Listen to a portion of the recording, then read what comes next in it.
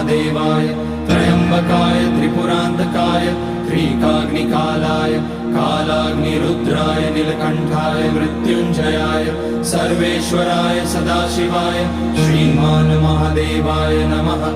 ओम नमः शंभवाय च मयोभवाय च नमः शंकराय च मयस्कराय च नमः शिवाय च शिवतराय च।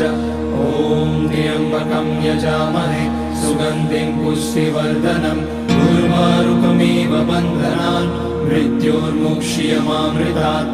नागेन्द्रहाराय त्रिलोचनाय भस्मांगराय महेश्वराय नित्याय शुद्धाय दिगंबराय तस्मै नकाराय नमः शिवाय।